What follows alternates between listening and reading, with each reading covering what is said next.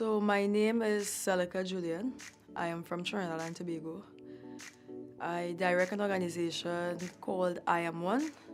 We deal with gender and sexual minority rights. So we do more community building, arts project, research projects. It's a very advocating space because we acknowledge that there is a shortage of certain privileges that's supposed to be given to everyone regardless of sexual orientation, race, color, class. A lot of the work that I do surrounding women and girls, not all the participants are queer, but some of them are. But all girls face challenges with sex, gender-based violence. There need to be a focus on girls everywhere. Our main sources of income is this.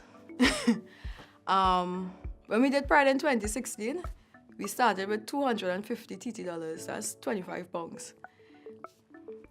I'm employed as a hustler, so I'm a fruit vendor, so I sell fruits for a living. Right now, my goal is to probably try to raise, through my own hustle, like $2,000 TT within the next month, so that I can try to flip that into something to start Pride with, because we have no formal funding. So, for example, our Pride in 2016 and 2017, we could say that we had like 400 to 500 people present, and we did that with no funding. So, if we had funding, I'm sure we could bring in a larger group on the ground into the discussion, as well as connecting with the regional organization to make more of a regional Pride space.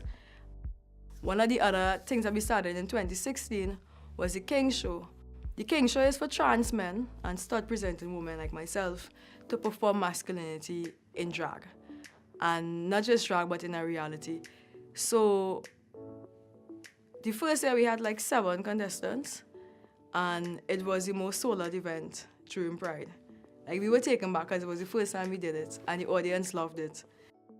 And I think that we really needed a space to kind of portray that kind of masculinity that trans men have and stud presenting women have that we share in common. Because, I mean, to the general public, unless you undergo surgery or whatnot, which doesn't have the resources in Trinidad and Tobago, you're still seen as the same person. They wouldn't differentiate between a stud and a trans man. In 2017, last year, we actually had the opportunity to get a small grant from the Inter-American Foundation, and that allowed us to bring people from St. Lucia, Barbados, Jamaica, to start a regional King Conference. And the King Conference was a space to theorize the ideas that came out of the King Show. And it was very informative. I learned a lot.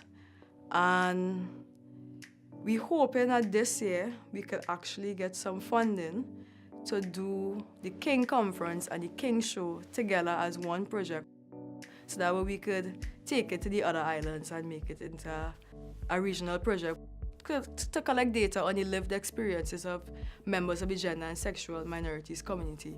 So we were able to complete the first round of interviewing participants, as well as training participants to take interviews, because it's a regional research project. So when they go back home, they could then be the researcher.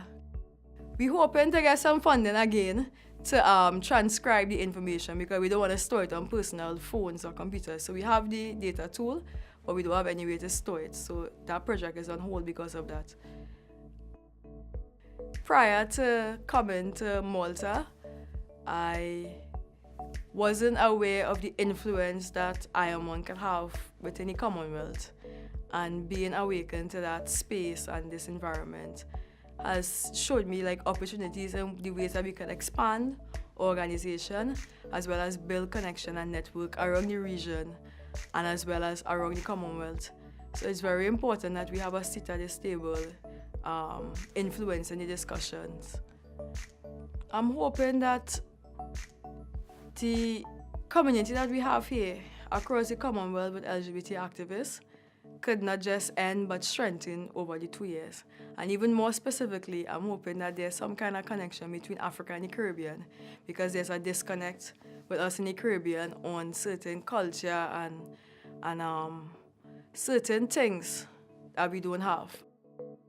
Network, make connections, get more information on policy. Like it's having information on our rights and what we can do to advocate is very important, because everyone deserves rights in every government, every country.